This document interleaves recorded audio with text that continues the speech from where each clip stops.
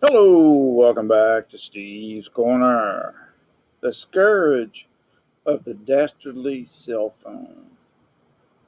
I don't have a cell phone. I can't hear on the son of a gun, and I'm no good at the texting part. Every time I try to text from the wife's phone to my daughter, she can tell right away, well, it's me texting and not her.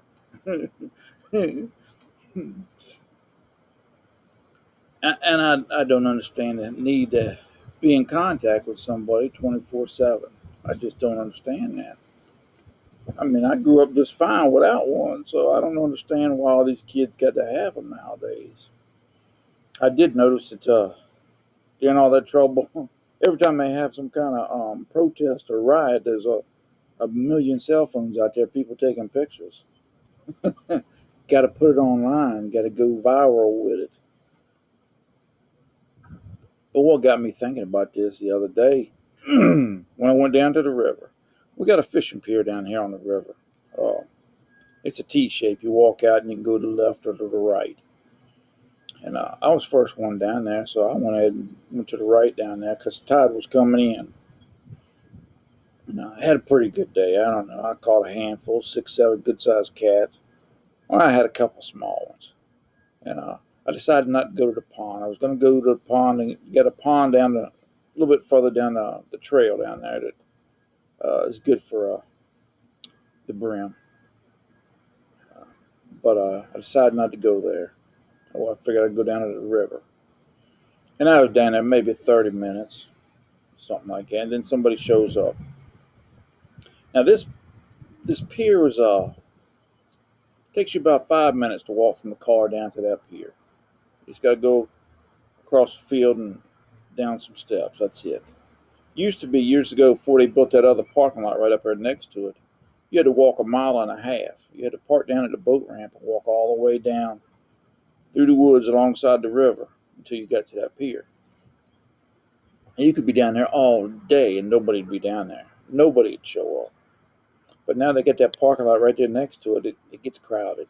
I might find me another spot to go. But anyways, that other fella, he shows up. And first thing happens, he ain't even set his chair up to sit down yet. His phone goes off. So he's got to answer, start hollering. And instead of holding up to his face and talking on it, he puts it on speakerphone. So you're hearing a whole conversation. Now he's a good little ways from me, but you can still hear him.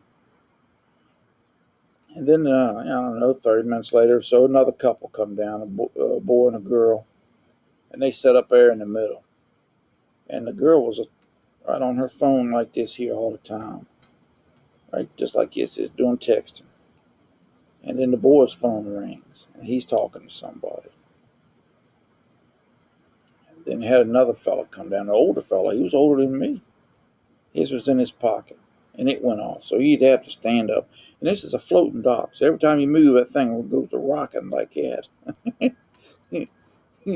So he has to stand up, and then your poles are jerking and everything else. It's a wonder I caught anything with all the action going on that dock. I mean, it just made for a bad time. I mean, I enjoyed going fishing, enjoyed catching what I caught. But I mean, I go down there for peace and solitude. I don't go down there for daggone listen to 5 or 6 different conversations all the time. I mean, the whole time they're down there, they had them phones going. It was ridiculous. Put the daggone phone in your vehicle and lock it up, and then go down and go fishing. Don't carry it with you to the river. I understand the safety and security of it. You got a kid driving back to school. You want to have a phone on them in case something happens. You have to go help them out. You know, Dad had a buddy of his he worked with for years. I worked with him for a little bit too. He had a heart attack a few years back on the river over there. He was in his boat by himself. They found him the next day.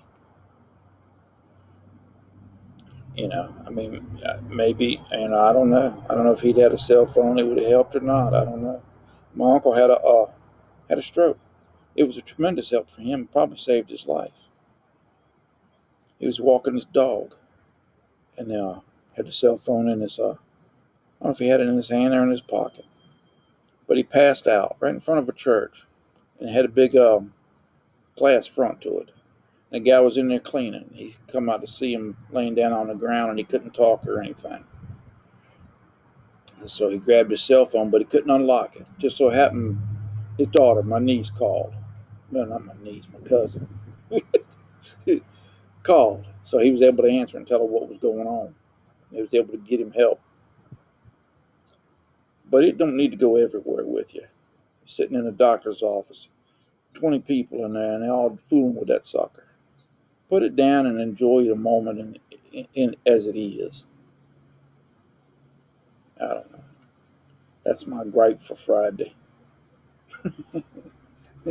Y'all enjoy your weekend the best you can. It's going to be terrible here tomorrow. They're calling for thunderstorm, hail, wind, bringing in a cold front. Possible tornadoes tomorrow too. Been been up in the 80s all week. I think Monday it was 70 something. But been up in the 80s, almost supposed to get almost to 90 today, 89, 90 degrees. Next week's going to be cold when that cold front come in, 65, 67. I'm going to freeze my butt off. Y'all be good. We'll talk to y'all later.